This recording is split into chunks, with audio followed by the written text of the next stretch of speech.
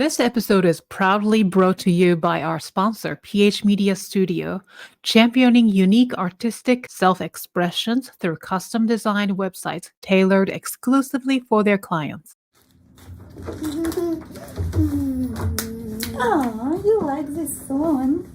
Okay, so feet flat, right? Big arms, strong body like a horse rider, feet in stirrups. Closer to the black keys. And it starts on D. Good. And which finger is this? What finger? Two. Meow. Deeper. Meow. Says the cat. Bow. Wow. Says the dog. Oink. Oink. Says the pig. And squeak goes the mouse. You did such a good job. But Milechka, look, what did you do like that? Remember when we use monkey swing, you still have your monkey? Which part of the arm is moving? Which part? The wrist. We don't move the whole body or the elbow, right? See, no, just the wrist, honey. See, that's it. Welcome back to another episode of the Piano Pod. Here, tradition meets innovation. We bridge the timeless beauty of the piano with the dynamic pulse of today's world. I am your host, Yukimi Song.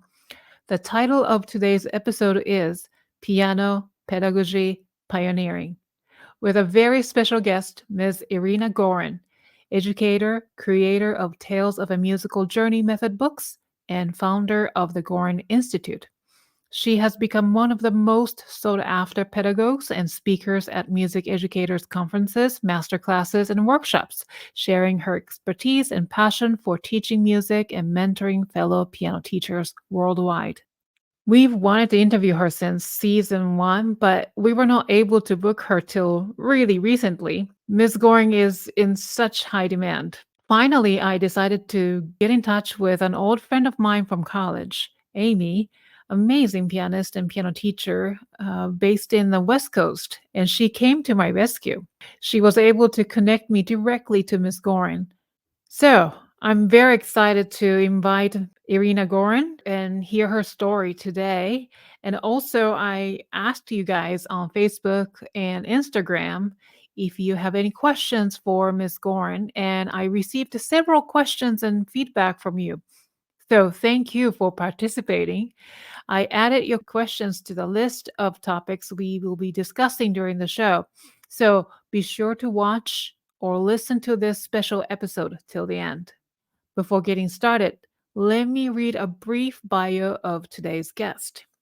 Miss Irina Gorin is renowned for her pioneering piano teaching techniques, particularly for young children and beginners. Born in Ukraine and carrying over 30 years of teaching experience, she has made significant contributions to children's piano education globally. Her instructional series, Tales of a Musical Journey and Musical Journey, merge Eastern European and Western teaching methods to effectively introduce beginners to classical piano. These books have been translated into 14 languages and are utilized in over 90 countries. In addition to writing, Ms. Gorin actively engages with the piano community by conducting workshops, master classes, and serving as a judge at competitions. During the COVID pandemic, she established the Gorin Institute to further support and enrich piano pedagogy worldwide. This institute offers a variety of educational programs that continue to influence piano teachers globally with her innovative teaching approaches.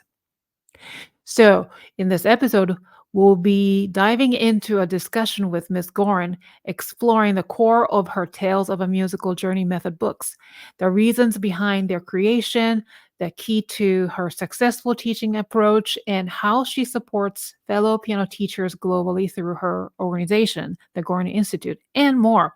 But before we dive in, a warm welcome to new listeners and a big thank you to our faithful TPP fans. Don't forget to rate and review the show on your favorite podcasting platform. Dear TPP fans and listeners, I am thrilled to welcome today's guest to start our conversation. Please enjoy the show. You are listening to the Piano Pod, where we talk to the brightest minds in the industry about how they are bringing the piano into the 21st century. Welcome, Irina, to the Piano Pod. Honored to have you, and thank you for being here today. Thank you so much for inviting me. I'm very honored and excited. Oh, thank you.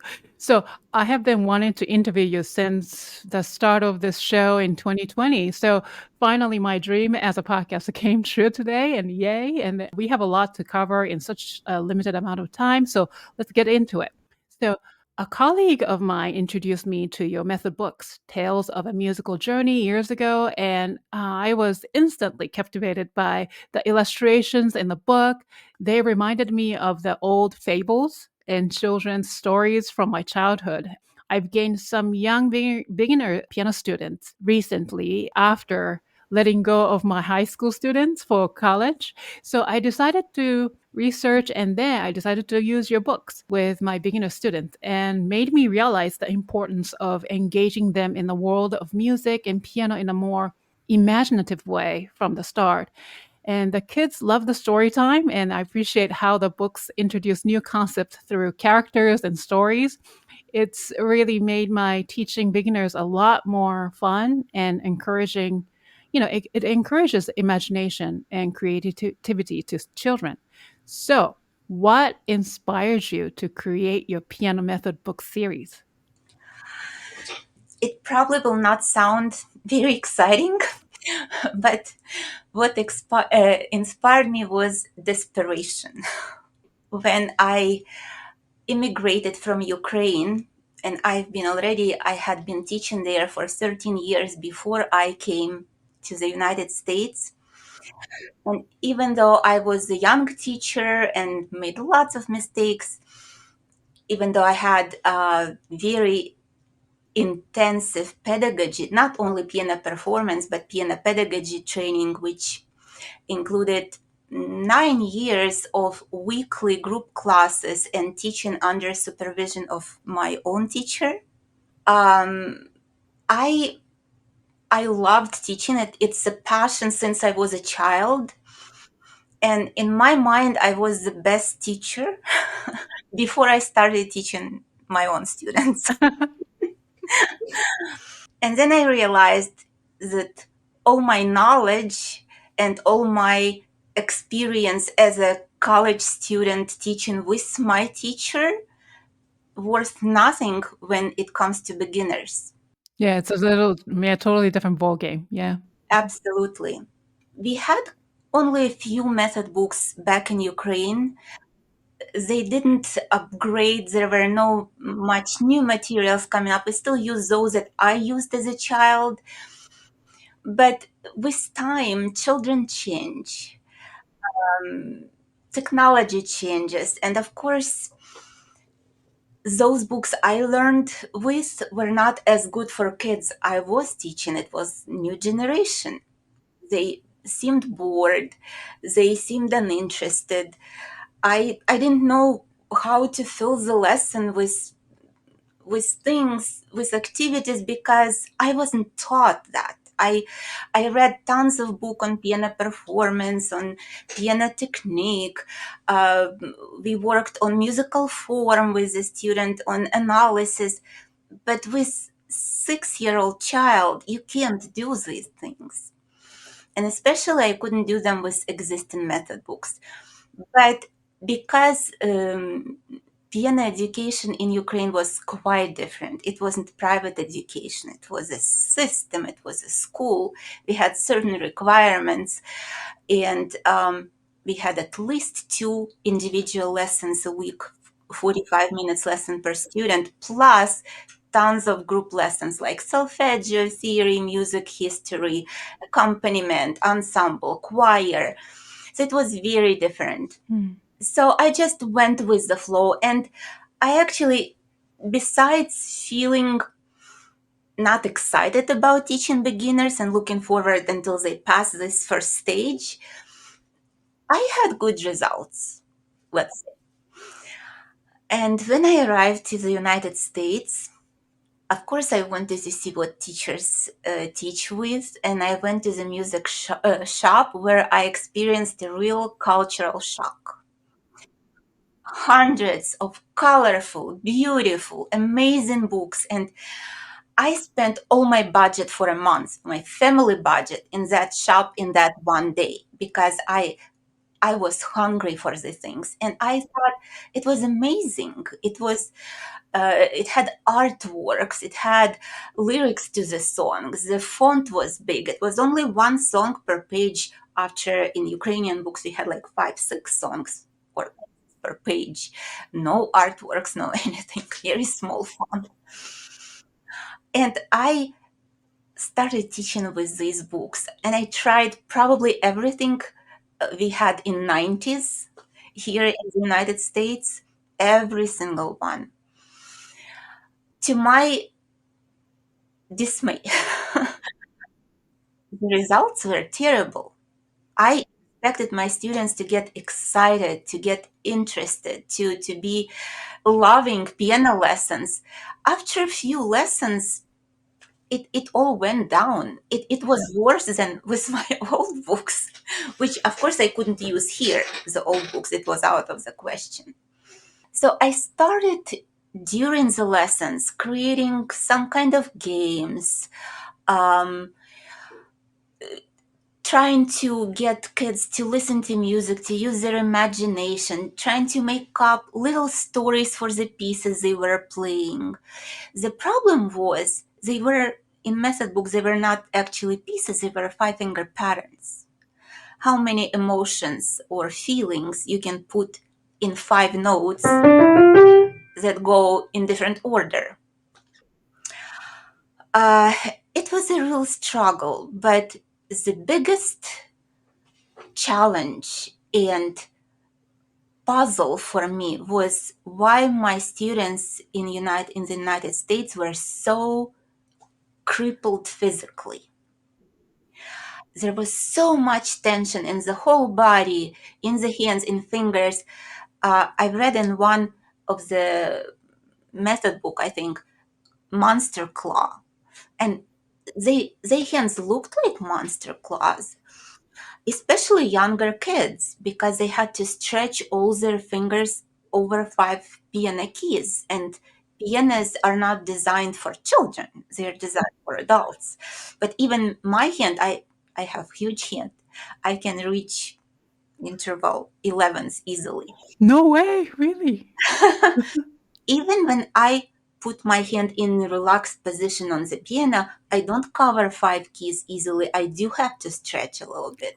So imagine 5-6-year-old coming to the lesson and you immediately show them how to stretch, and this way accumulate tension. So it was absolutely new for me. And as much as it seemed logical and it seemed like it would give instant results, because it's very logical. You put 5 fingers over 5 keys, move your fingers, and you get Ode to Joy by Beethoven. But with time, I realized how crippling it was and how children didn't learn how to use their wrist, either of the function, because wrist is one of the most important joints in our body for playing the piano. But with 5-finger position, when hand is stretched, you can't really use your wrist in any direction, not vertical, not horizontal, not circular, not rotating, because fingers are glued to the keys and you just push them with the whole hand, which brings even more tension. And another thing that happened to me within the first 10-15 years of teaching in the United States, that kids start piano lessons much earlier than we used to start in Ukraine. For example, I started as 5.5-year-old, but my sister was teaching me at home at first. In the music school, you could enter only after you turn 6, and then you still have the whole year of preparatory level, and then you go to the first grade. Here, I got students who were tiny. They were 4 or 5 years old with small stature, and I couldn't even imagine doing this, stretching their fingers, especially with 4 or 5-year-old, how you can start lessons saying quarter note has 1 beat. What does it tell a child? And half note has 2 beats. And that's how most of the method books start.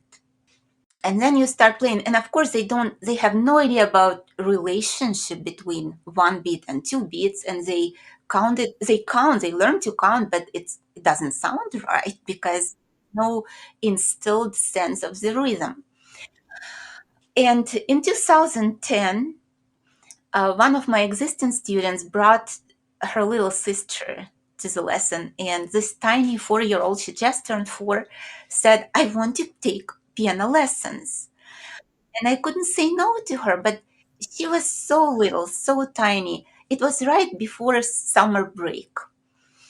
And I thought, "Oh, at least I have these 3 months or 2 months to think about how even start piano with her." And in summer, it's always easier schedule because a lot of people are on vacations. So I just sat down at one moment and I started kind of thinking through what can I tell, how can I introduce her to piano and what to do, and use the technique I used in Ukraine, which wasn't 5-finger position. It doesn't have a name, in fact. I call it finger number 3 approach, where all the beginning tunes, melodies, pieces are played only with finger number 3.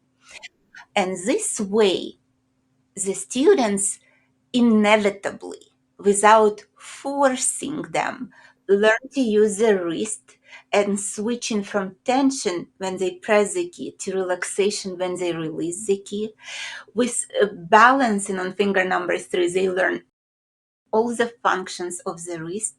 They learn how to support their weight from the upper body when we go to the keyboard through the fingertips. So it happens naturally. Then they easily transfer to finger numbers 2 and 4. And only then, and for children, it usually takes different time, we go to finger number 5, which require a lot more of horizontal wrist motion. And then much later thumb. And even though at first the progress seems slower, by the time they play 5 fingers, they already absorbed all the fundamental skills. And that's what we call non-legato. Unfortunately, and I try to raise this question on many piano teacher forums and at all my workshops in the United States and around the world, except Eastern Europe. People have no idea about this articulation. They think it's not existent. If it's called non-legato, they think it means it's not articulation. It's just no legato, not connected. We actually had different word in Ukraine. We use the word portamento for the articulation, which is fundamental, and it has to come before legato and staccato. But here it means a violin articulation. It doesn't apply to piano. So it was a struggle for me to find. I did very long and deep research on all these things and came to the conclusion that it is in fact called non-legato. So non-legato, naturally, when kids master it, it naturally evolves into 2-note slurs and more to legato eventually and staccato. That comes very easily and quickly and with good sound and without any tension. Preparatory stage.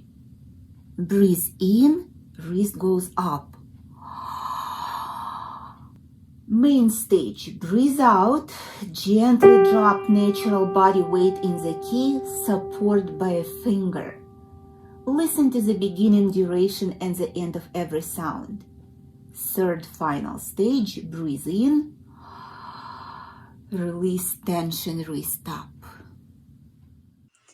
This little girl, her name is Chin Yao, inspired me along with all my previous years of desperation to write the book. And I wrote, for each lesson with her, I wrote a story that would introduce her to certain concepts. And by the end of her first year, she just turned 5. She was able to play simple pieces from children's repertoire, even from Anna Magdalena Bach, short pieces by Diabelli, little etudes by Czerny. And she started developing very, very well. And that was the year I actually started posting my videos on YouTube. And I posted videos with her, me teaching her. And I started receiving tons of emails from teachers. What method are you teaching with? And I didn't even have a book. I had just papers. And that what I never even in my wildest dream would think it will become a method book. That's how it happened. Wow. And then basically you revolutionized the really early childhood education in piano teaching. It wasn't the purpose to revolutionize. In fact, I didn't invent the wheel. All I applied is something I learned from my own education, from my own experience, through my struggles. And what I actually did, I adapted it and made a good sequence of how to teach and what to teach after, and also adapted it for a young age. Created stories, created lyrics. It wasn't very good in the first year because I'm not a native speaker, so it took 2 editions and a lot of helpers to finally have it in a good shape. But at least all my students understood me. That was good, and parents. So I wouldn't say it a revolutionary method. It's not something that comes out of nowhere. It just thinking through and bringing out what needs to be done at the first lessons. Especially what difficult thing about all the resources I studied and researched, all the works of famous pedagogues, none of them actually worked with ordinary children. They all had gifted kids because they were big names. If they wrote a book about pedagogy, they definitely were big names. Pedagogues who would never work with a child who doesn't practice, who doesn't have talent, or at least brilliant ear or natural velocity. And that's the biggest challenge because for all my 40 years of teaching, I probably had 4 or 5 above average kids. I never even experienced huge talents, from nature that were born pianists. But with Tales of a Musical Journey, I could develop ordinary kids in outstanding ones. And that's probably the biggest pride I take because all my students can play well. I when I watch my own recitals, I know what these kids struggle with. I know their challenges, but no one else can tell it. On many occasions, I was accused of being elite teacher, teaching elite students, that teaching only gifted kids. And I know for sure that this is not the case. Really, because I'm watching, I usually refer a lot of pieces through your YouTube channel, like how you're teaching, and then they looked like a gifted student. Yes, as I told you, I always do initial interview with the family who inquires to take lessons. And I never ever choose a child by their abilities. In fact, I love pedagogical challenges. I love to see those changes in the student. But what is really important for me, I choose parents, actually. I choose family who trusts me, who would follow my suggestions, who would not question my intentions. And if we are on the same, page, then I don't care how much or how little the kid is talented. I can do a lot. I'll play for you note. You quickly turn around and play this note.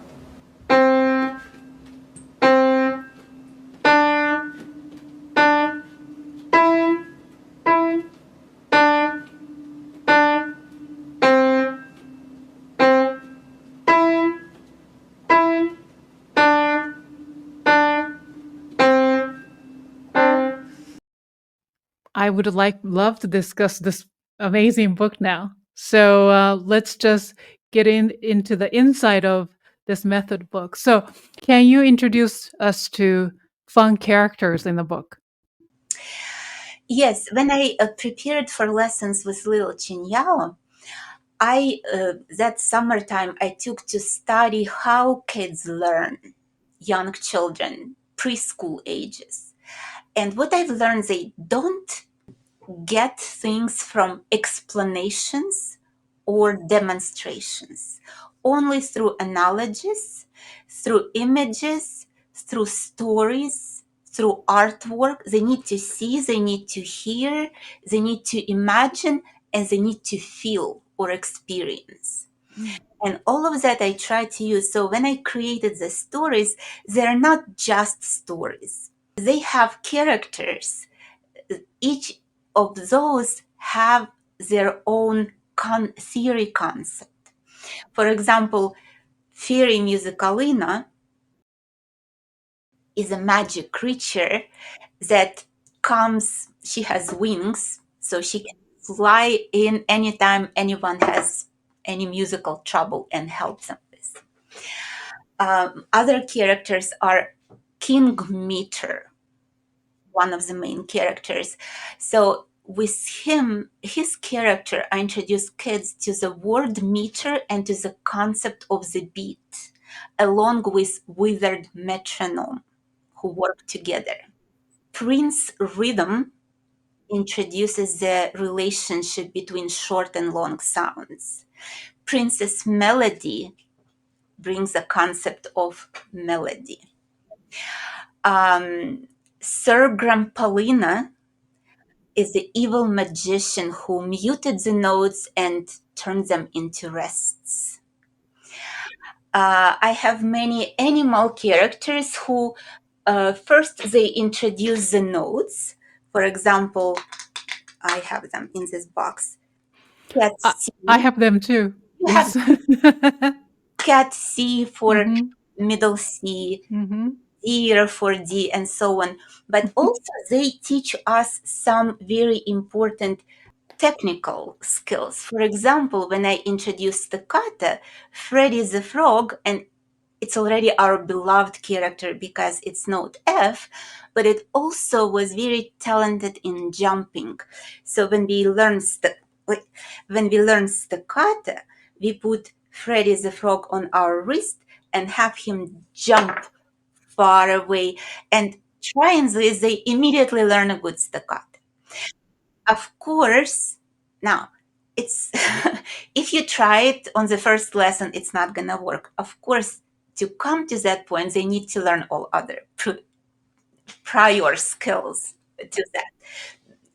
But all these characters, or we have a song about butterfly, and also we have a butterfly that we put on our wrist, and it teaches us vertical wrist motion.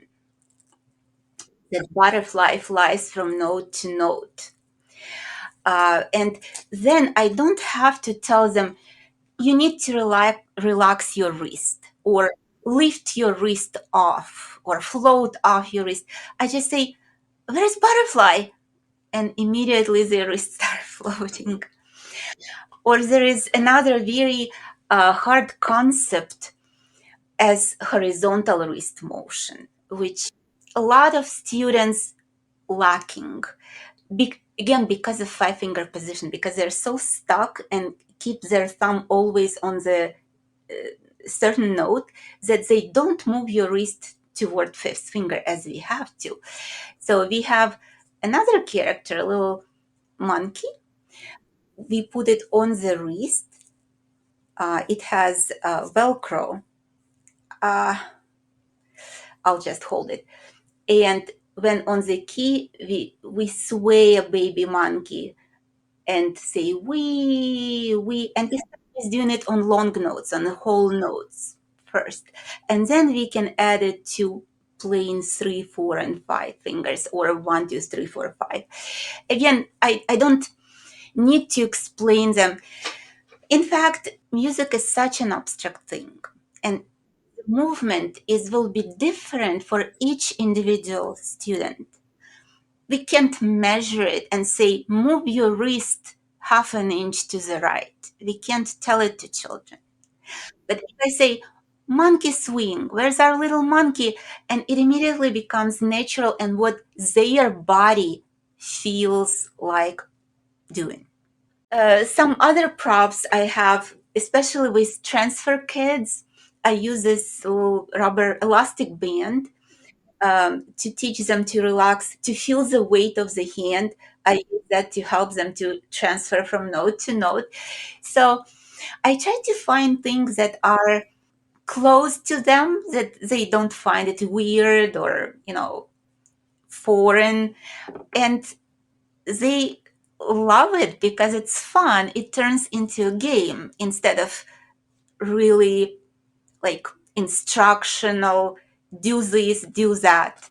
Great, because I think one of my audiences, they had a question. So, when I am trying to teach piano technique, their reaction is, like, oh, like rolling their eyes because it's boring to them. I never even say the word technique.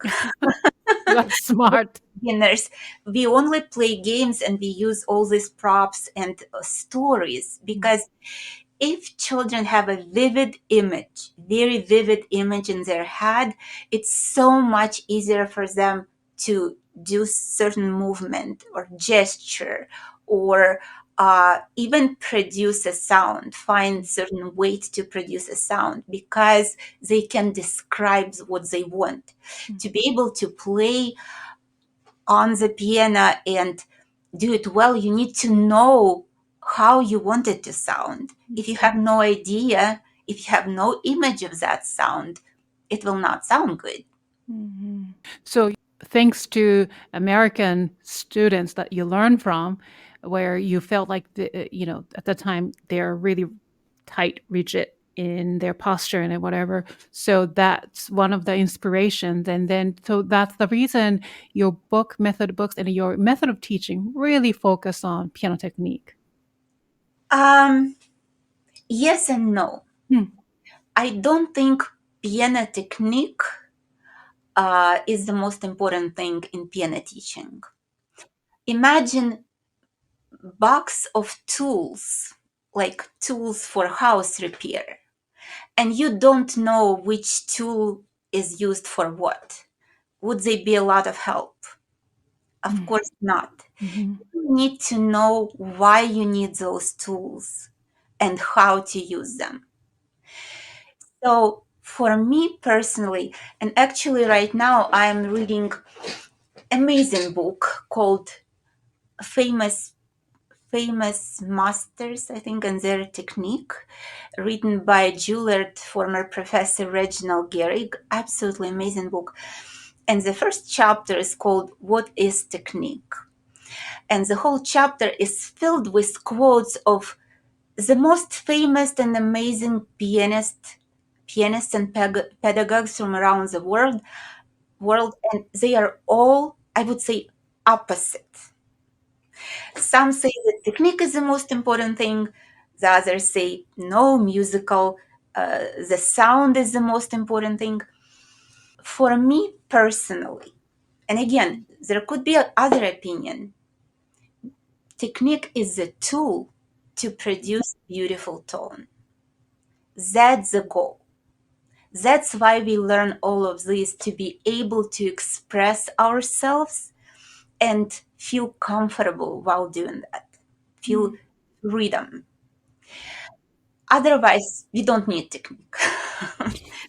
That's what I think. Mm. And that's why in my books, these stories, the songs, they all work for developing students' imagination and making them active participants in the lessons rather than passive observers.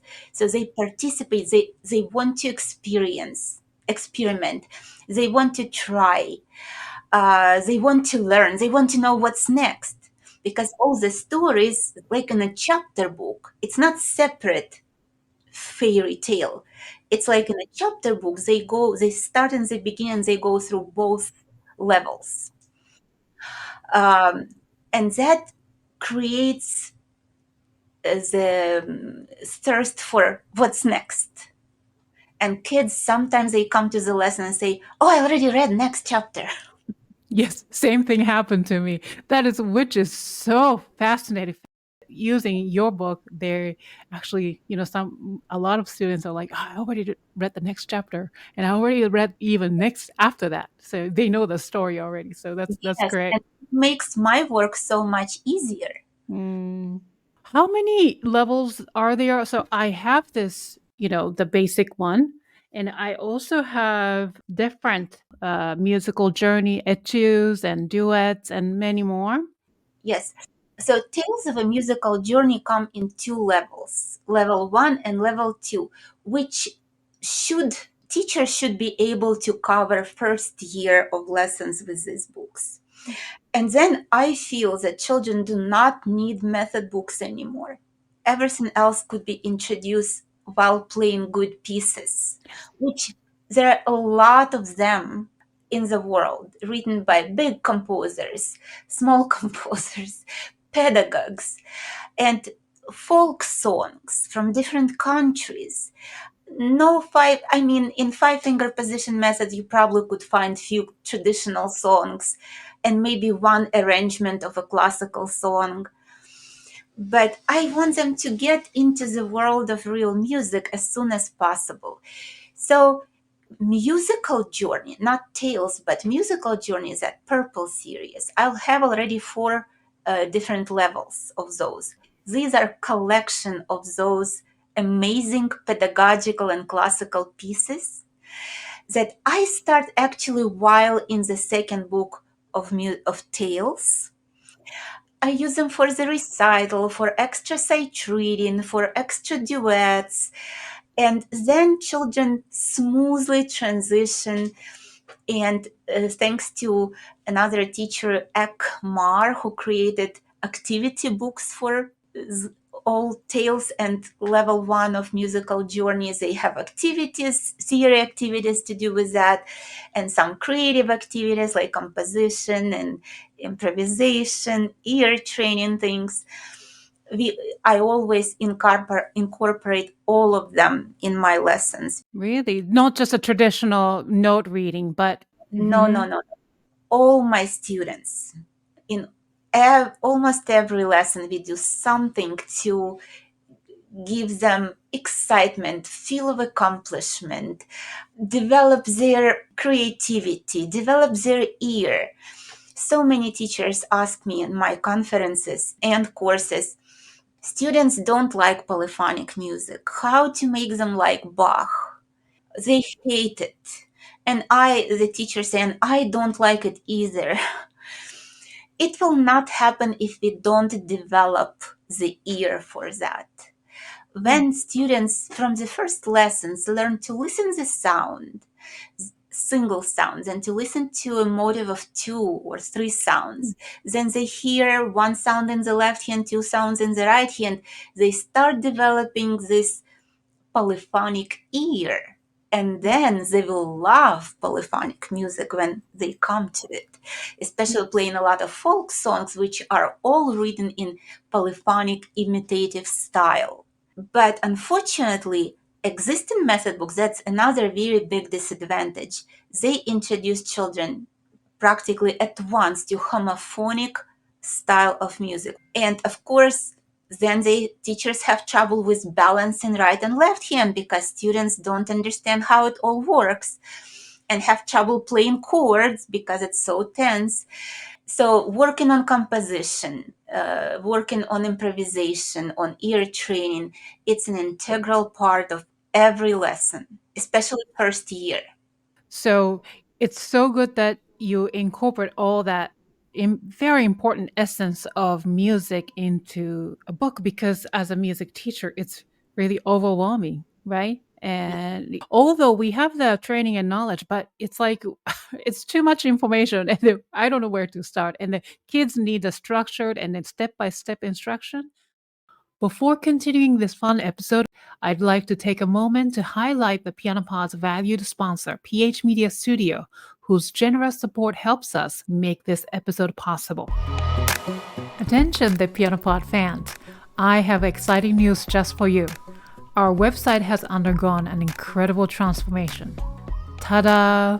Welcome to the newly revamped website, featuring exclusive interviews with celebrated pianists and educators, showcasing podcast episodes, and captivating YouTube content.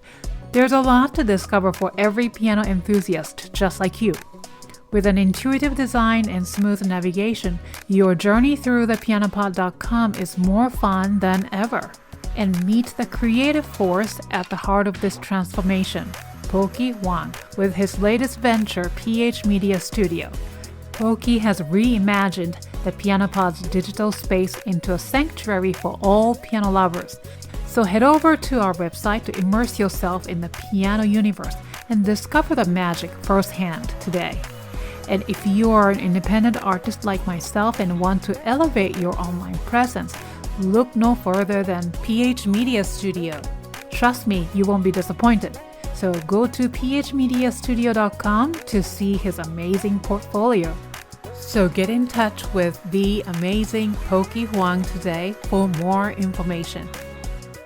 By the time they finish, let's say, first two method books, where are they at level? Maybe you mentioned a little bit the girl that you taught, she was able to play maybe Minuet.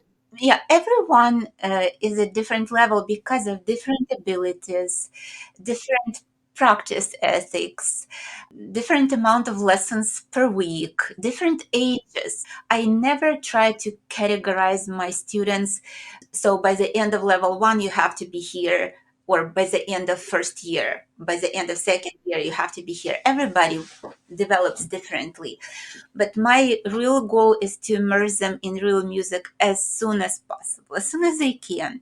Usually in the second year, I start introducing some simple etudes, and that's all in musical journey.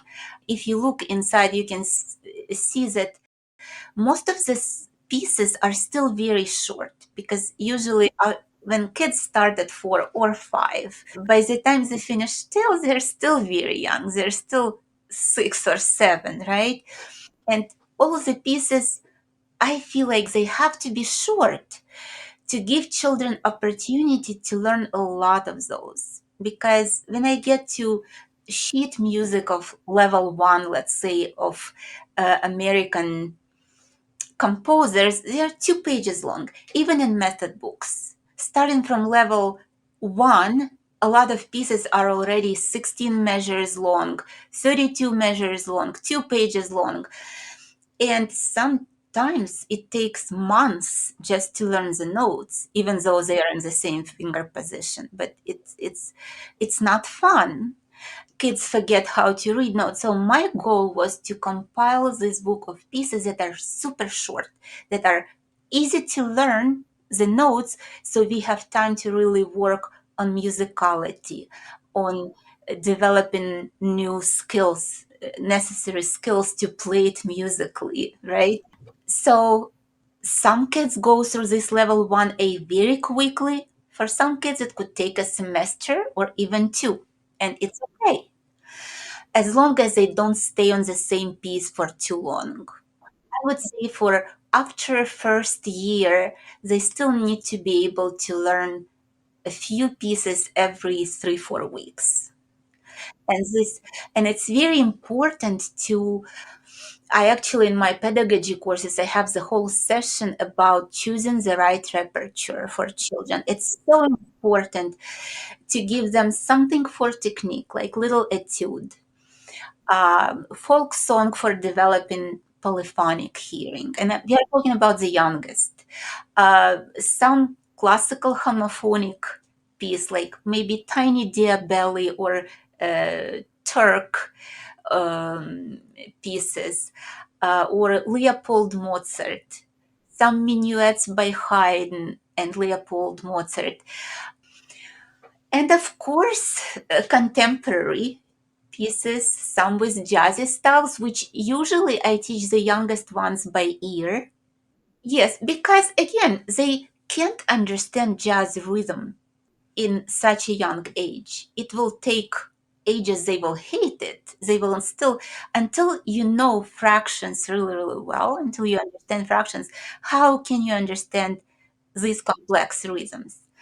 But when you have a nice accompaniment and repetitive pattern, they get it really quickly. Even I'm teaching now my 5-year-old granddaughter. Yes. And I can tell how happy she is to learn those things that it would take months for me to explain to her, and she can play them with ease just by ear.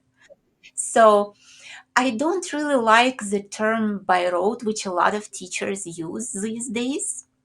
I never even heard this word before the past 10-15 years. I really do think teaching playing by ear is very, very important. Teaching to transpose, teaching to pick up the melodies. And with my students, I usually have like each month devoted to certain activity. Like this month we transpose something. This month we play by ear something we pick up. I pick up for them. I want them to play by ear. This month we compose and so on. For me, by rote, it's just imitating or copying teacher's hand without actually involving the ear. Or a lot of teachers who love five finger positions, which I think because they don't know the other way. For me, it's easy to say because I experienced both. And with my level of education, I don't think I did something wrong with five finger positions to not appreciate them. But experience in both ways, I can tell how many, you know, advantages, disadvantages each one has. So even when they play only with finger number 3 and I ask them to pick up by ear, they will not use the sequence of fingering to find the next note. They'll use the ear to do that. But when you introduce certain things in five finger position and ask them to play by rote, it's just learning the finger pattern. It's involving the ear.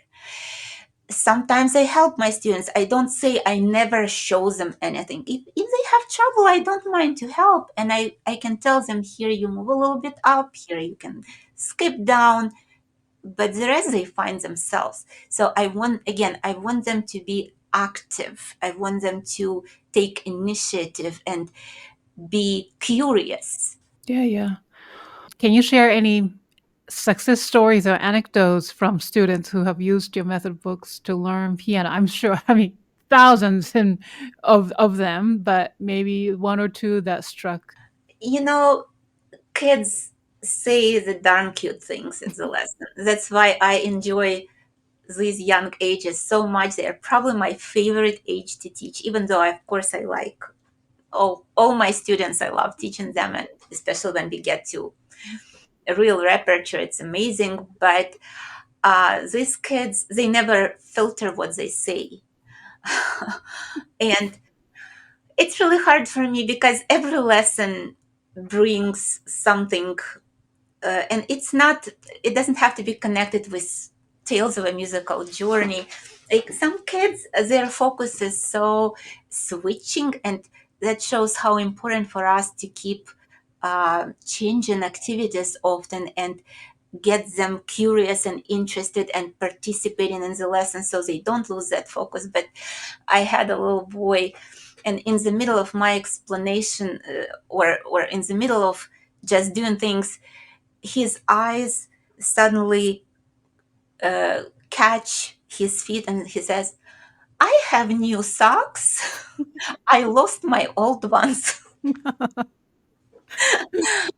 And Those are classic. Yeah. yeah, I have now a girl, Clara, who cracks me up every lesson. She has to anything I say, she adds her own interpretation, and it's so funny. The other day I was explaining to her, she played and put her thumb flat on the side, and I say, your thumb looks so sleepy and tired. It should be awake and it should be alert. And she says, right, not like it wants to fall asleep, like I want to go party at 9 o'clock in the morning. Oh, that's funny.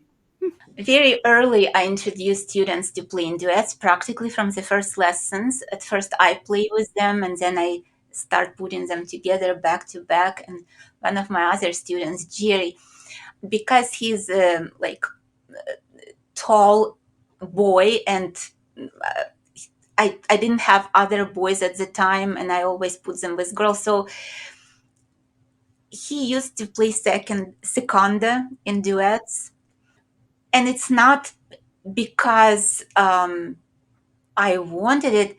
It just happened, mostly because he was more advanced, and the seconda is like a teacher's part. And once he said, "Why should I do all this work and no one even sees me?" Because I always play seconda. So I said, "Okay, I'm playing with you, and I'll be seconda, you'll be prima." So How cute. Yeah. They are the best. Yes. And then, honestly, they are so, so lucky to have you as a teacher. oh, thank you. I'm Oh, blessed with all my students, honestly. I love them all. but really, honestly, they're learning from the get-go from the master, right? I mean, that's so special. I took a little, like 3 months of violin lesson when I was a kid, and then, at that time, you record yourself on a cassette tape, and then you send it to the Suzuki headquarters, and then actually Mr. Suzuki recorded his comment on the other side of the cassette tape. So, Wow. that's how special it was, and that's how I think your students feel special learning from you. You Mhm. know, uh, I don't really want them to feel like, oh, I'm, even though I did have some kids who would come to me with my book and my pictures and, is it you? But I'm trying to build a very trusting and warm relationship with each child so they don't feel that much of a distance. I want them to be able to share things with me. I want to not to be only their piano instructor. I want to be their mentor, their friend, their piano parent. And only this way we can really hope for really good results. If students are afraid of a teacher or feel, oh, I'm so little, she's so big, I it will not work well. So my students come give me hugs when they leave. They give me hugs, and they don't mind when I touch their hand and try to show with my hand. They trust me, and they feel close to me, and they share things that bother them. And I always ask, at the lesson, how their day was or their week, anything that bothered them or anything exciting happened. And they love sharing. Hey there, TPP family. The Piano Pod is now into our 4th season, and it's all thanks to you. Since 2020, you've been with my journey with the TPP, exploring this burning question: how do we make classical music resonate with today's audience in fresh and captivating ways? 4 years in, and the journey has been nothing short of magical. The Piano Pod isn't just a podcast, it's a movement, a space where pianists, composers, and educators brainstorm, debate, and reimagine classical music's place in our fast-paced world. We're together on a mission to ensure classical music doesn't just survive, but thrives in our modern age. But here's the thing. To keep bringing you these insightful bi-weekly episodes, I need your help. Every bit of support goes into the podcast essentials, from hosting to high-quality recording tech and the countless hours behind the scenes. So do you want to be part of this journey? Click the PayPal link in the show notes or head to thepianopod.com to donate. And as a token of appreciation, I will personally mail you the Pianopod's snazzy logo sticker. So hit the subscribe button, spread the word, and let's continue our mission and journey as classical musicians. Now let's continue with the show. Your books are so loved by not just people in the North America, but worldwide. So at this point, how many countries are you reaching out to? How many languages this method book is being translated to? So it's been translated to 15 languages, but now it's in work in 2 more, or even 3 more. Mm-hmm. Now, but what would be the challenge? Because you speak multiple languages, and so do I. So translation is tricky because you think of one sentence, but in other language you have to sort of explain in the different ways, and of course there's a cultural context as well that you have to consider. What are some challenges like that? To tell you the truth, I never translated it to any of the language. And I never asked for translation. Teachers asked me, they contacted me and asked me if they can translate my book to different language. In fact, very interesting story. After 2 years of just introducing this as a method book, or even the first year, I get an email from a young lady from Colombia. And she said, "I'm sorry, I took a liberty, but here are your books in Spanish," and attached files. Completely new artwork and all done. Wow. Her name is Juliana Reina, and we are very good friends now. And this year she is organizing Tales Festival in Colombia on May 22nd through 26th, where kids will have to play pieces from Tales and Musical Journey with orchestra. Wow. So what do you think the attribute to this success, your teaching method, and what aspects of your books do you believe resonate strongly with fellow piano instructors worldwide? You know, I I can only convey what teachers told me, not what I think, because it's hard for me to think for other people. But what they say mostly when they see uh, my students and the process of my teaching, which I post a lot of my lessons, just entire lessons on YouTube. Mhm. When they watch it and try even some little things and see immediate results, they never want to go back to the way they taught. And it's just a word of mouth. I haven't ever used any marketing tools. I never paid for any advertisements. All the only things I did, I posted my videos on YouTube, and I started my own Facebook group. And I also participate in other Facebook groups. and sometimes post my videos. But when teachers see how my beginners play and compare to those kids who really struggle with five-finger position methods, they become curious and they try it, and then they feel, okay, if this, they think if this works, then maybe other things will also work. Maybe I'll try the whole book, and they get the book. And I don't know real percentage, but most of the teachers who once tries the book, they continue using it. I have lots of requests for a book for older beginners, because kids who are older than 7, 8, 9, they might not receive well Princess and Prince, this. So right now I'm in the process. I'm almost finishing the book for older beginners. And hopefully the main work is done, and designing will start now. So hopefully maybe a few months and it will be ready.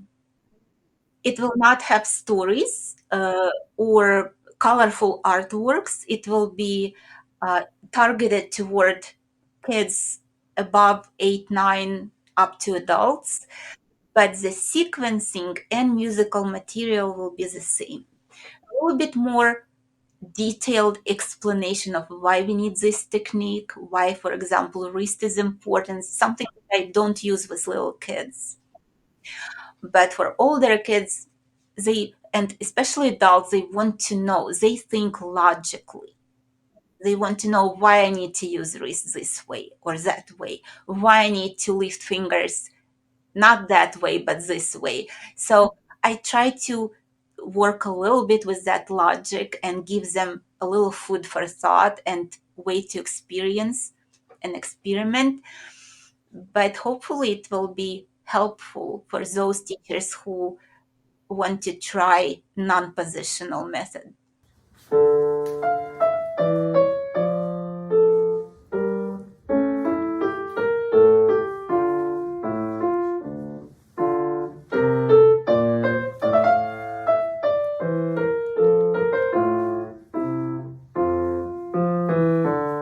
So, I mean, I have a lot more questions with the piano technique, but that's another time. I think you have to come back and we just need to focus on one topic at a time. I think because you're so resourceful.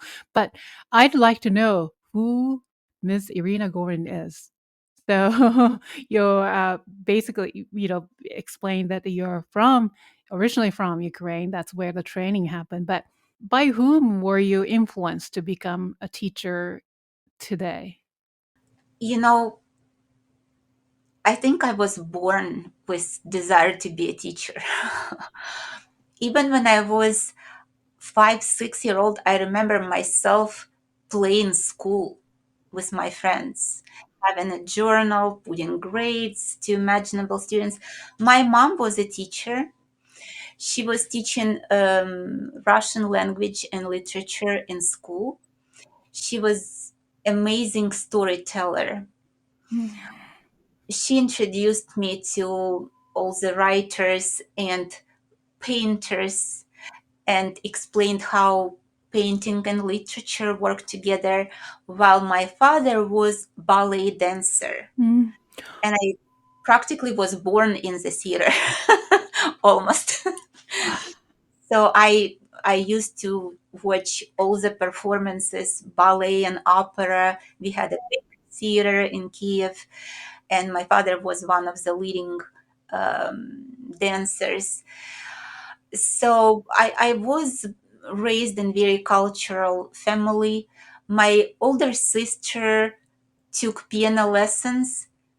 So she's 10 years older. So when I was born, she was already quite advanced in piano playing. So I remember myself falling asleep, and we lived in such small apartments. Piano was in my bedroom.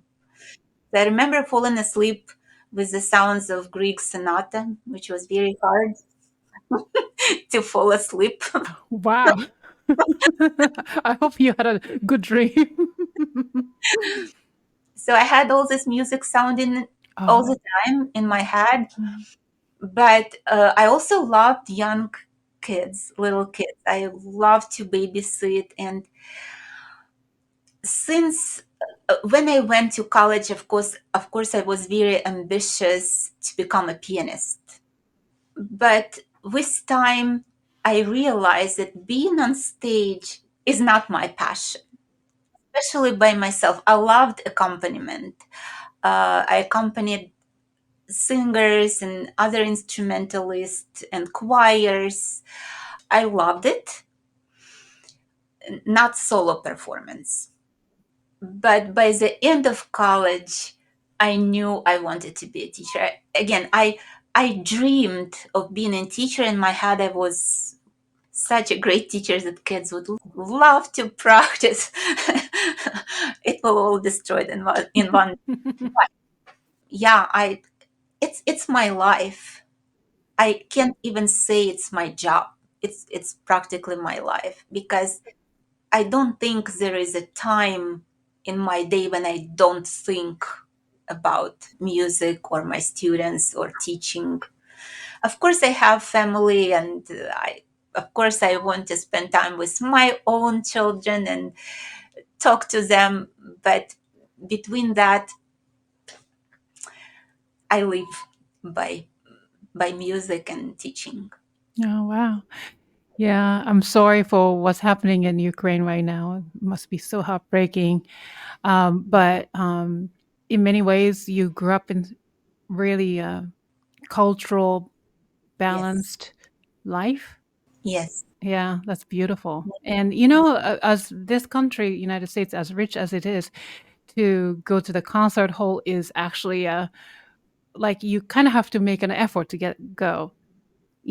It's not quite surrounded by it. Although I live in New York City, but it's an effort, right? And even like when I try to encourage my student. and a lot of money. Oh, definitely. When I was in Ukraine, I can't even remember the weekends that my parents wouldn't take me either to museum or theater or concert hall. It was kind of like a routine. It was very inexpensive, and it's just our life. Yeah. Wow. And Wow. we had so many theaters. Yeah. I can't even count. We probably had several drama theaters, opera and ballet theater, opera and ballet for children theater, where my father worked late years of his life. And we probably had 10 or 15 orchestras. And we have musical comedy theater where my husband worked in. So, yeah, it was the way of life.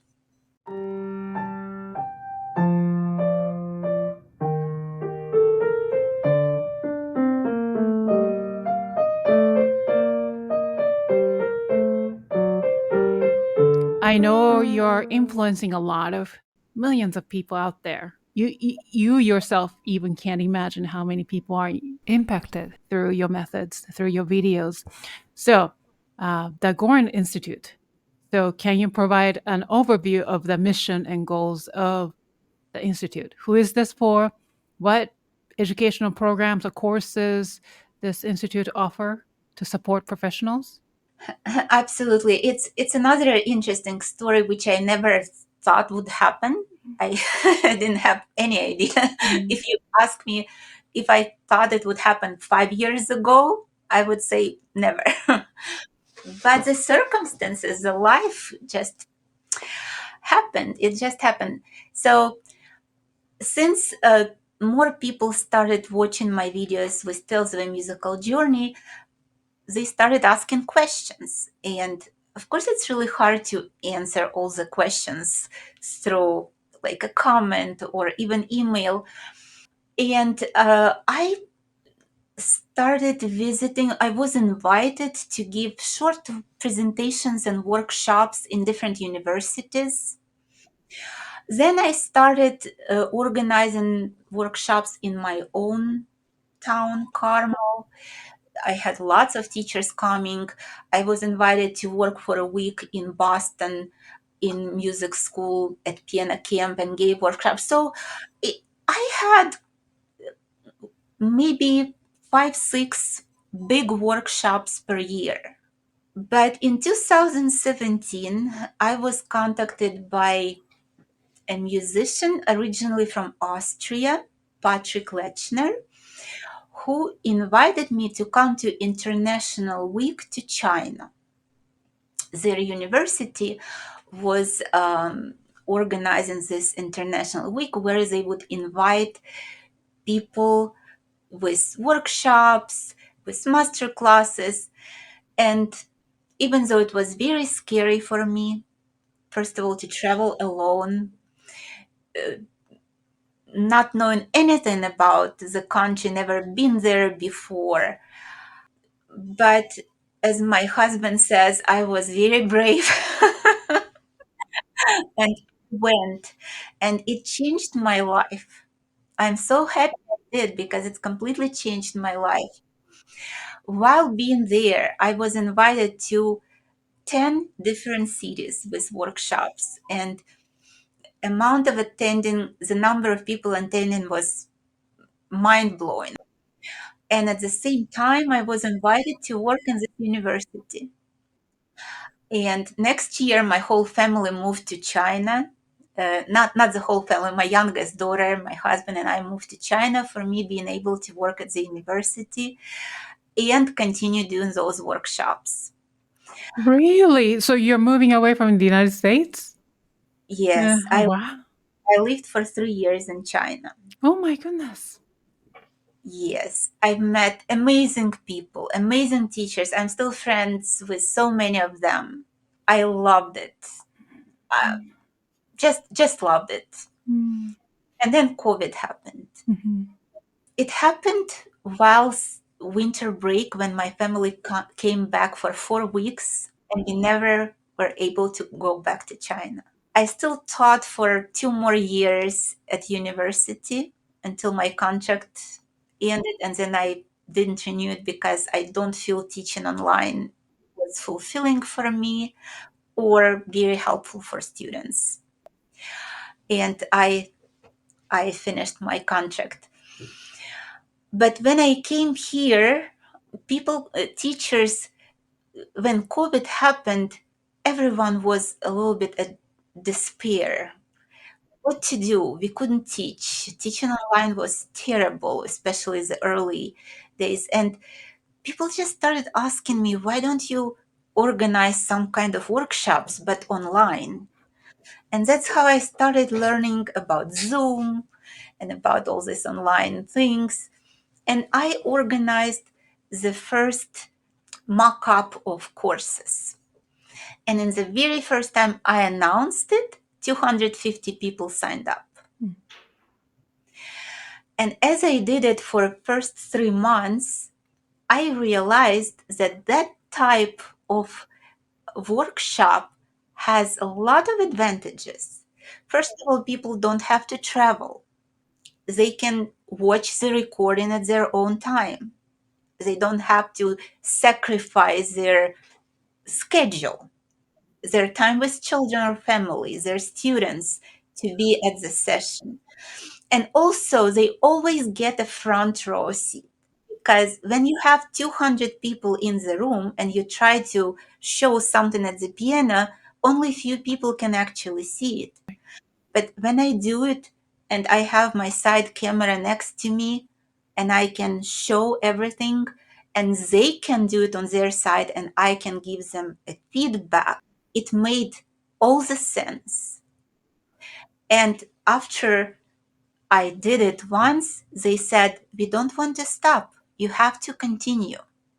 And for the first 3 years, I worked on creating a really deep, comprehensive curriculum for piano teachers. Starting from the first year of piano lessons, going step by step through every technique, through every activity, having them practice it, send me videos. We actually have for each level, we have a private Facebook group where teachers post their videos of doing that. And I comment, and other more experienced teachers comment. Now I have teachers who are in their 5th year of these courses. and they became my helpers, and they have with new participants. And I have teachers from starting from probably 19-year-old up to 70 something years old. I have one teacher who's 85 Oh, wow. from New Zealand. Oh, my goodness. Yes. Amazing. And especially for those who are far away, I have a lot of teachers from Singapore, from Taiwan, from Japan, from Europe, many teachers, Australia.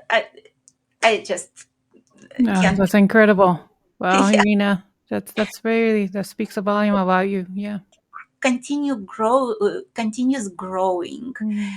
I try to update the materials a little bit.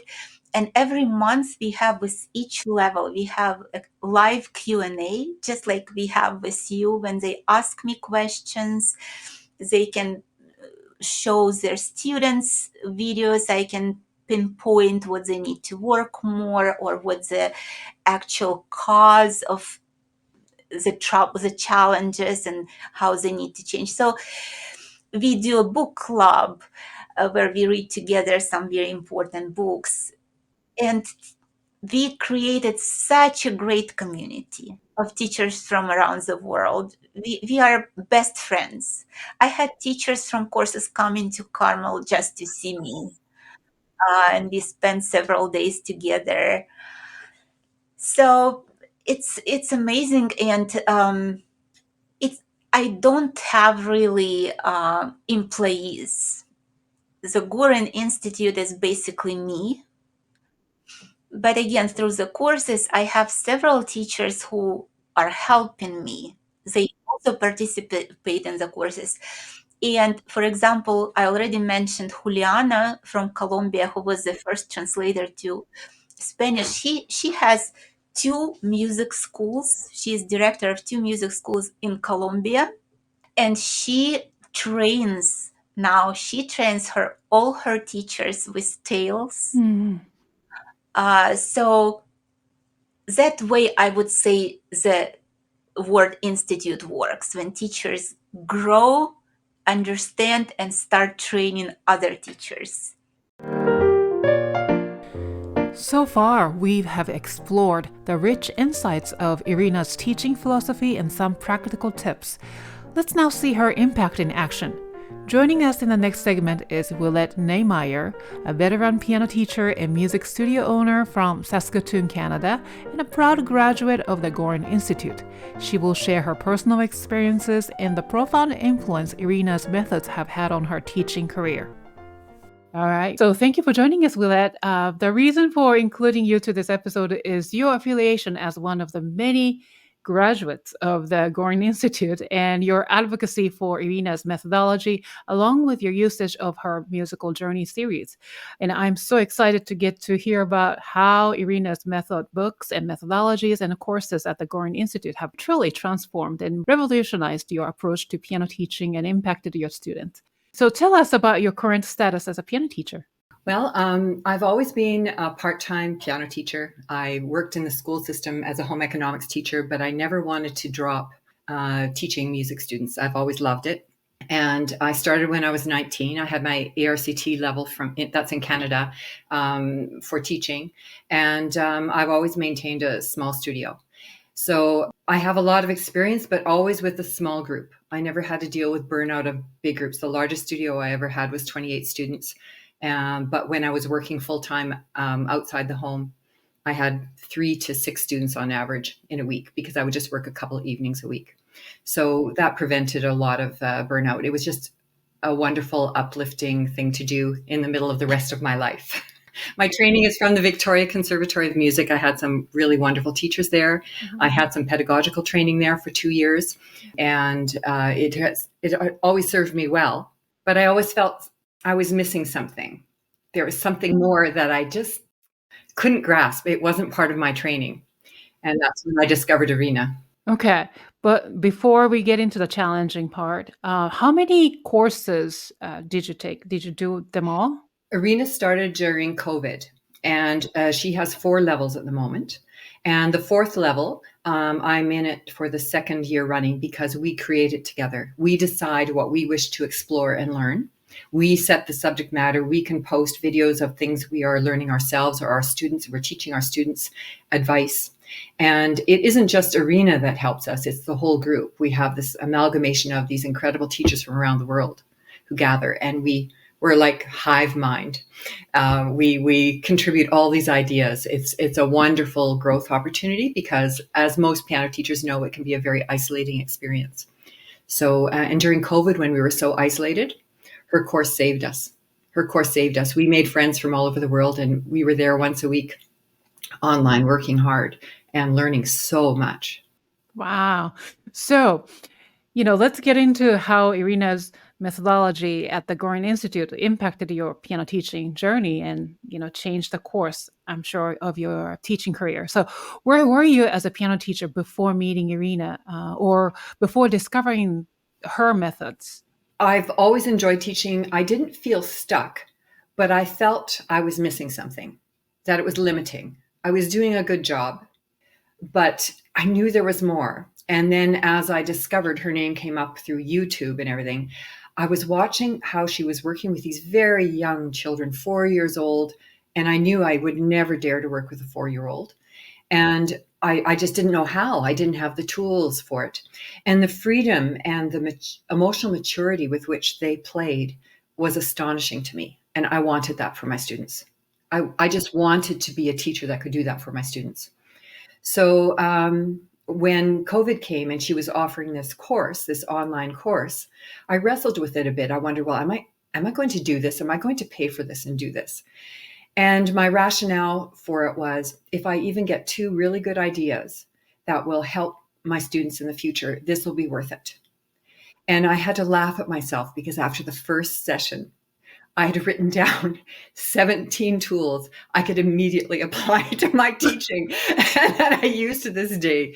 Each one of the times we get together are packed full of ideas and different approaches and wisdom and encouragement, incredible encouragement. You no longer feel alone as a music teacher. And so how has it changed my teaching? I would definitely feel comfortable teaching young ones now. I will never teach a 5-finger approach again. I love her non-legato approach to playing and starting with the 3rd finger. It has allowed my students to develop a natural hand shape, free their wrist, their arm weight, and they're learning to really listen to their sound, not just the middle of the sound. They're learning to listen to the edge, the first edge of the sound and the last edge of the sound, like to train their ears to really listen. And what I love about her methodology is the quality of the music. They are short pieces for quite a while. So students get a lot of repertoire. They're learning a lot of music because it's short and they learn it quickly, probably 2 lessons, sometimes 3 lessons. And it's so pedagogically rich, all of the items she's picked, and they're so carefully scaffolded that, the whole first book is non-legato and it's quality music. They have duets with it, or you can have recorded accompaniments with it. Students love it. Such variety. And it really trains my students for classical music. It is so rich emotionally, and it uses the whole imagination landscape of a child. So they are expressing a picture with their sound rather than just playing notes and feeling a rhythm. And so for me, it's just such a rich musical start for these young children. And I haven't found any other North American music methods that use this approach. Before I started with Irina's course, I was using Music Tree, which I loved for the way it taught students to read music. It stayed out of positions but it got into legato far too soon. So this is just a much, much better beginning for my students. So, Wow. And they're just more involved. I see more enthusiasm. It's just a more enriching way to teach. Hard to describe, but when you see the sparkle in your students' eyes, or they start chuckling with you because their sad kitten did not sound very sad. It sounded mad. and then they change their whole body posture and their whole approach to the sound. And suddenly they've got this very sad kitten in this piece. And it's just remarkable to see it. So Wow. Now, you just told us like specific things that changed the way you approach teaching young children. But overall, what stands out by, taking her classes, courses, and that are different from others? she's a master pedagogue. And I never got taught polyphony the way she teaches it. So things in the Baroque era, I'm looking at in a completely different way, teaching them in a completely different way. It's all about quality of sound, efficiency of movement, tension and release. It's just become so refined. It becomes very detailed as we progress further in the course. So it has changed my own playing. And I can help, like I get transfer students. It's rare for me to get a student, because I have such a small studio, to get a student right from the beginning. I've only had one student since I've taken the course that I could start right from the beginning. But I transfer those skills, and I use some of her slightly later level books with my transfer students so that they get to review. And it's usually about hand alignment and gathering the hand into a more natural position. Those are some of the things that I often have to remediate, as well as they're usually terrible at reading, or they're not following the fingering, or they use the fingering to read the notes. And that doesn't work in her method, because when you move from a 1 to a 2, you're not moving a second. You might be moving to a third. And so they start to have to read the notes, and they become very detailed. They start paying attention to slurs, ends of slurs, and how do you finish a phrase? What is the sound you want? They start noticing when you're bumping a phrase. So it's all this refinement. Hmm. Yeah. So, sounds like it's an ideal way of approaching young children teaching classical piano playing, but not in a strict way. Oh no. Irina is so gentle and loving with her students. She never accepts students based on talent. She will accept any student if they have the proper family support. If they have a proper piano, they're willing to help the young child practice this sort of thing. And she'll take on transfer students as well. As long as they're really keen to be there, she will teach them. And she is so kind.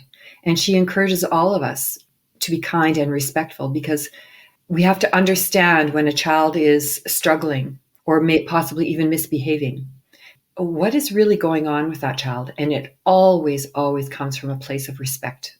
There's also authority there. Wow. Yeah, that's like a really ideal character as a teacher, right? Yeah. So tell us about Irina Gorin herself. What qualities, you mentioned a little bit, what characters does she possess that make her an exceptional person and mentor to you? She is very, very humble. She is open to discussion on anything. She is incredibly generous with her time and her knowledge. I often find music teachers are very territorial, and they want to hold their information close to their chest, and they want their studio to excel, and they've got students competing. And she is about helping everybody bloom. And she wants to help teachers who can help then those students. Her goal with teaching music is to create more empathic human beings who love music and who are self-expressive. That's her goal.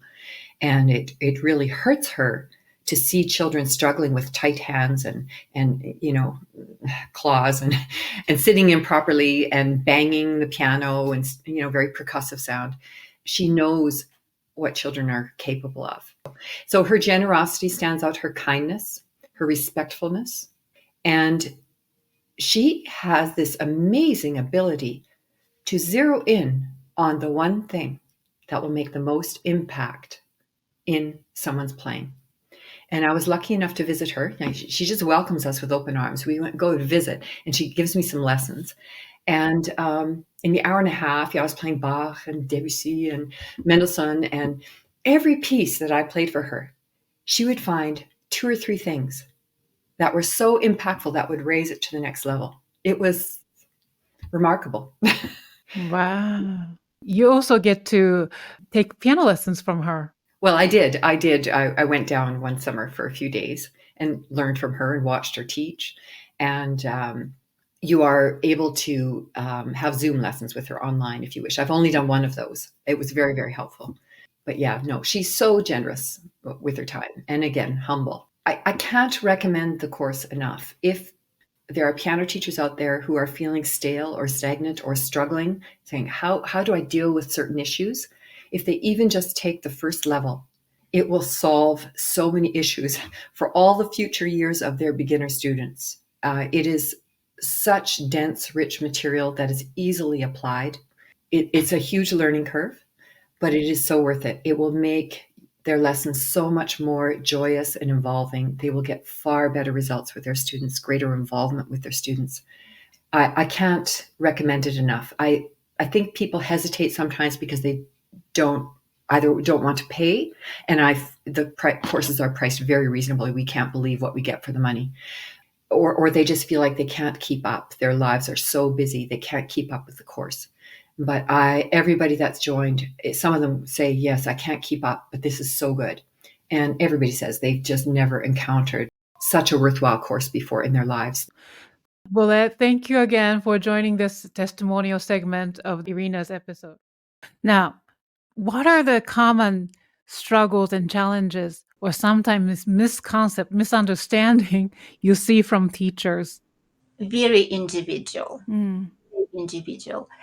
Some teachers are just tired to be not happy with the results they see in their students. Some teachers are just curious. Some teachers struggle with certain techniques and they see how easy, for example, my students do that. They want to learn. It's really hard to pinpoint. Everybody has their own reasons. Some teachers started using tales books and they don't understand the real background, so they want to learn it even though they see results, but they wanted to go in depth. A lot of teachers, actually, those who found tales first, then they found my courses and they joined them. So, where can we sign up your course? So there is a website called thegorininstitute.com. And there are all the levels. Teachers can sign up anytime to any level they want, because some teachers might feel comfortable with beginners. But for example, in level 2, our main focus are techniques such as scales, etudes, some technical skills as Alberti bass, choosing the repertoire, the process of working on musical composition, supplemental repertoire, pedagogical analysis, starting to learn polyphony. Every course has 20 sessions and 10 Q&As. And level 3 is more advanced. We work on sonatinas and other larger forms. We work on little preludes by Bach, inventions and sinfonias. And we work on romanticism in music. We work on Schumann album for the young, Micah Parr, some other composers. So every level is a little bit like, they are, I would say the most useful would be to go through all of them. But if teachers don't want to spend the whole year, even though I offer intensive options, or if they pay for the whole course, they can watch in one sitting everything and go to next level. I think it's helpful, but it's not mandatory. I see. Okay. They can join level 2 or level 3, then go to level 1. The only thing, I have level 4, which we call alumni level. And that level where teachers who went through all my courses can join. And that's where they have lots of benefits, like having free access to all the videos, to all the Q&As, being able to attend all the Q&As of our levels. But it's like a cherry on the top. You have to go through levels to be able to join it. But now Wow. I have like 50 teachers in the alumni level. Amazing. Wow. That's so fantastic. So that's the GoringInstitute.com, right? Yes. Okay, great.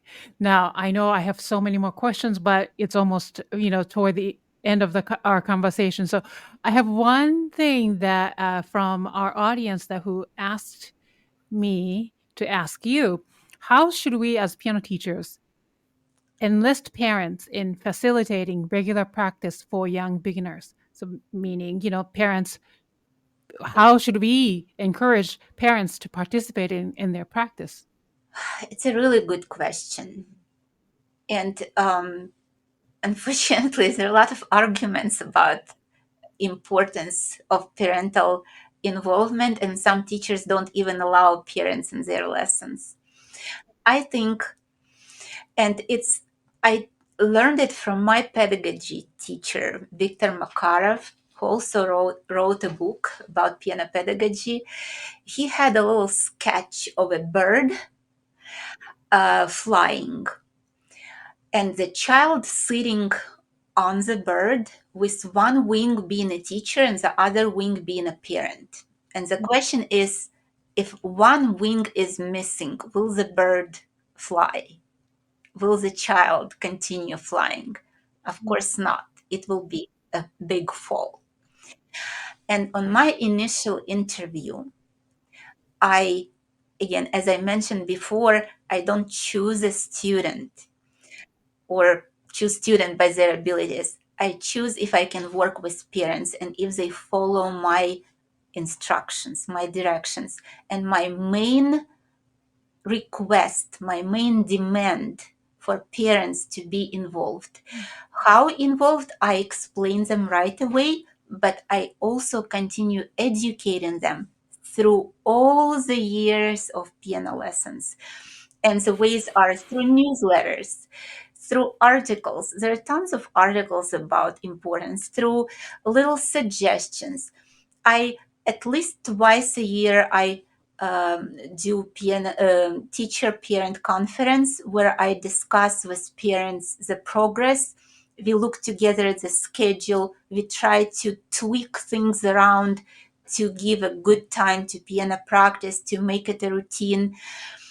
Of course, it's very hard, even when parents are present at the lesson, it's very hard to answer all their questions or tell them everything, especially in front of the child. So I do it without children, one on one.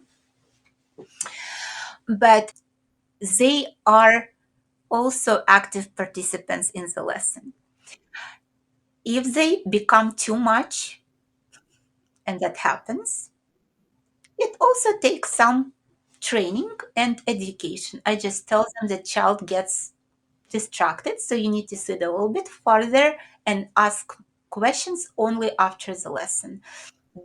I don't allow them to correct the child because I am the one to do that. If we pick on the child from two different sides, it's not going to be good. So in the lesson, I'm the one who teaches. They observe and learn and record.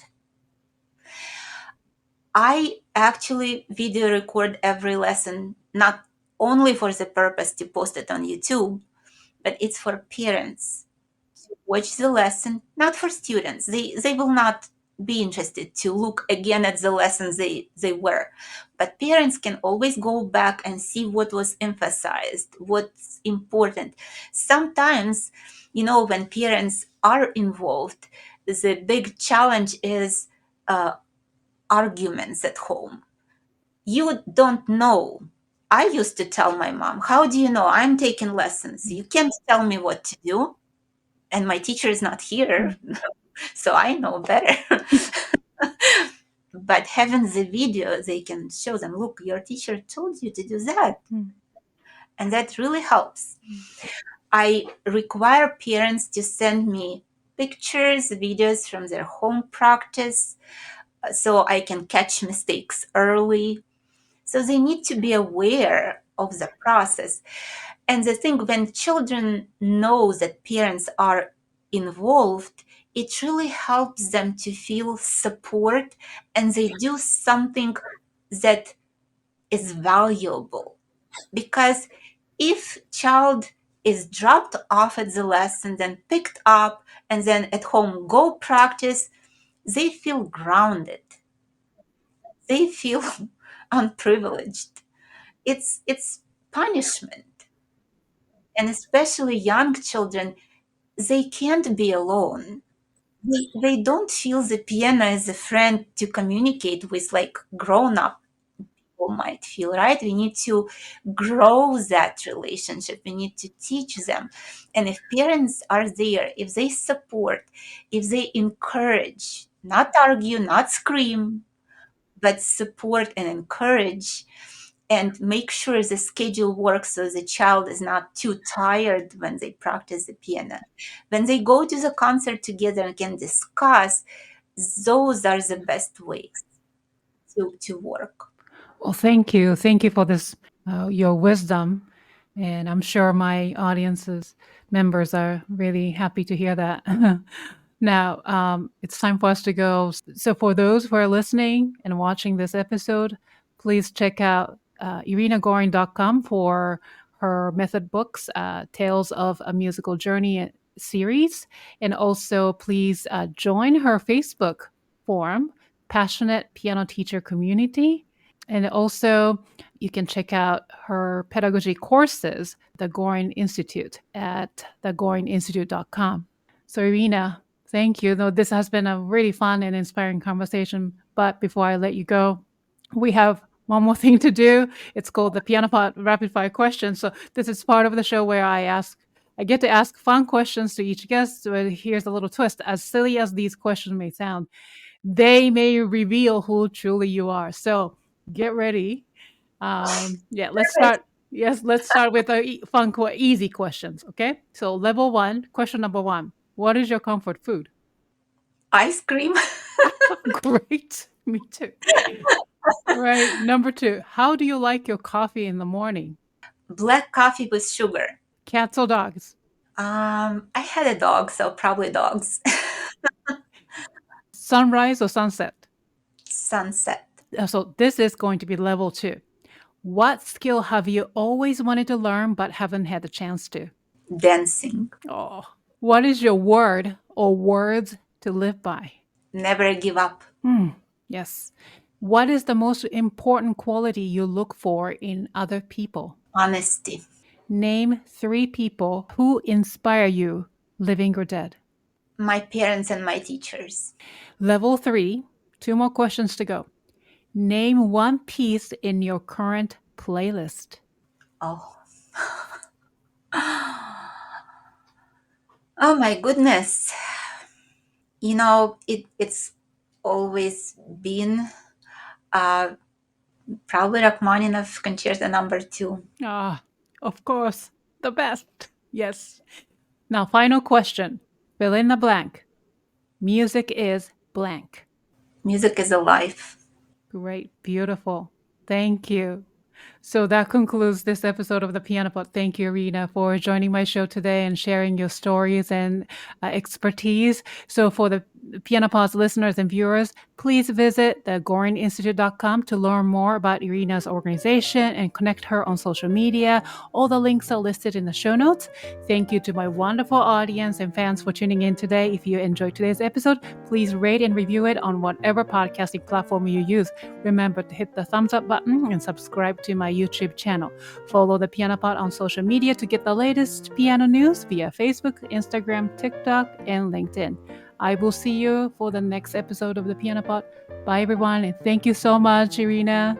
Thank you. Thank you for inviting me, and thank you for our audience for listening. Thank you.